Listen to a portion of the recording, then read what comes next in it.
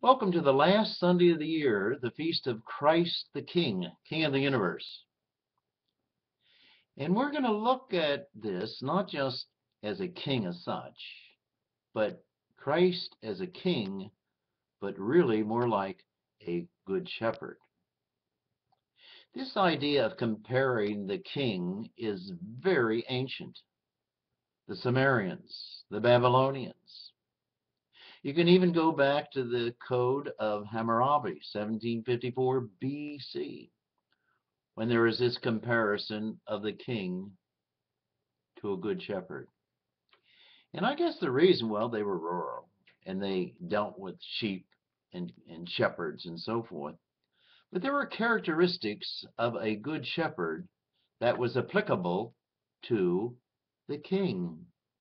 The way the good shepherd carried out his task lent itself to saying that political figures, kings, or religious figures should be like a good shepherd. And that's what we look at today.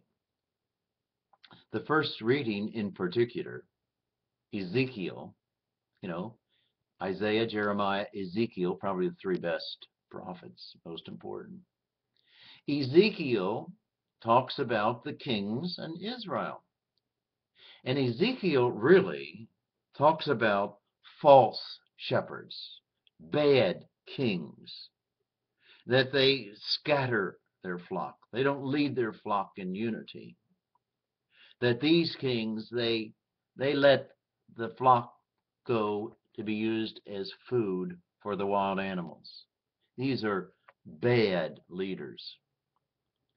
And Ezekiel not only looks at bad leaders and talks about good leaders, but Ezekiel talks about God, Yahweh, who is the ultimate, the best leader, the best shepherd, the ultimate good shepherd. You know, sheep, they didn't use sheep primarily in those days to slaughter and then eat, but they used them for food, milk and cheese. They used them for warmth, their wool. And so a good shepherd would feed and make sure his flock had good green grass. He would care for them. He would protect them. And he would even make sure that they increased in volume and number. The good shepherd.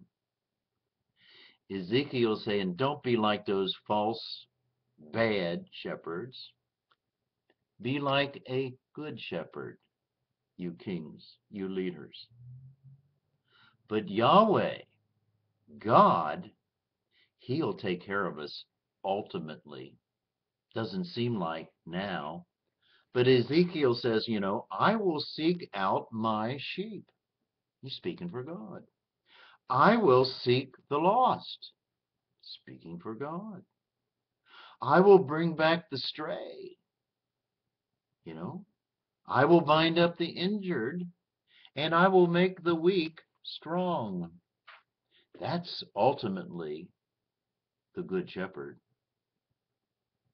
Well, right now we worry about our good shepherd, our president. In our diocese, we are praying for a good shepherd, a new bishop. And so it's perennial. We need leadership. We need good presidents, kings, shepherds, leaders. We know God is the ultimate. Well, when Jesus Christ comes on the scene, what he did, what he showed, how he led, you know, the early church started to talk about Jesus Christ as the good shepherd. And all kinds of analogies and comparisons. Well, he was even like the sheep. He was slaughtered.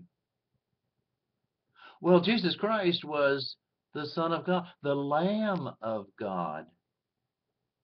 Jesus Christ was a king, a leader, a real king and a real leader.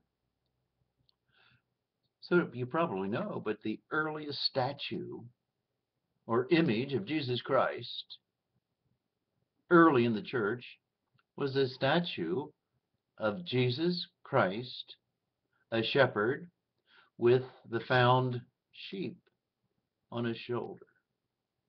Ancient. It's been around, and it is still around.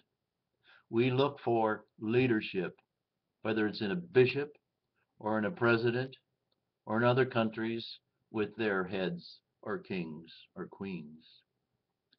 So Jesus Christ really is that good shepherd. Do you believe that? Do you think he's more like a king or more like a shepherd?